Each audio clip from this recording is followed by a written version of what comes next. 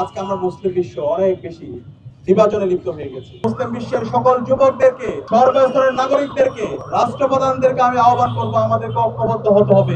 বাংলাদেশ থেকে আমরা এই ঢাকাকে বিশ্বের সলিডারিটি হাবে রূপান্তর করবো। যারা দুনিয়ার মধ্যে খুবই ইউনাইটেড, যারা সুশৃঙ্খল ভাবে আল্লাহর রাস্তায় লড়াই করে এবং তাদের মধ্যে ভ্রাতৃত্ববোধটা হচ্ছে বুনিয়ানুম মারসুসের মতো শিখেরালাম প্রাচীরের নেই।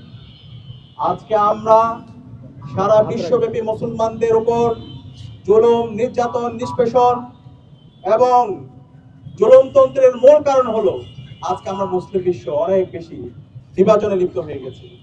সেখানে আজকে আমি ঢাকা থেকে, বাংলাদেশ থেকে মুসলিম বিশ্বের সকল যুবকদেরকে, মুসলিম বিশ্বের সকল রাষ্ট্রপ্রধানদেরকে ঐক্যবদ্ধ হওয়ার জন্য আমি আহ্বান করছি।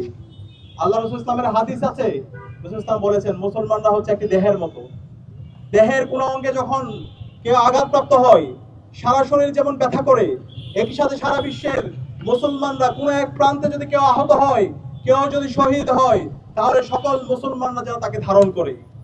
আজকে আমরা আল্লাহ রাসূলের যে হাদিস এবং যে কোরআনের বাণী, সেই বাণী থেকে দূরে সরে যাওয়ার কারণে সারা বিশ্বব্যাপী নির্যাতিত হচ্ছে। সে কারণে মুসলিম বিশ্বের সকল যুবকদেরকে, সর্বস্তরের নাগরিকদেরকে, রাষ্ট্রপ্রধানদেরকে আমি আহ্বান করব, আমাদেরকে ঐক্যবদ্ধ হতে হবে। আগ্রাসনের বিরুদ্ধে, সাম্রাজ্যবাদের বিরুদ্ধে, জায়নিজমের বিরুদ্ধে আমাদেরকে কথা বলতে হবে এবং এই বাংলাদেশ থেকে আমরা এই ঢাকাকে বিশ্বের সলিডারিটি হাবে রূপান্তর করবো ইনশাআল্লাহ। এই ঢাকা থেকে মুসলিম বিশ্বের আজাদী আন্দোলনে আমরা নেতৃত্ব দিব ইনশাআল্লাহ।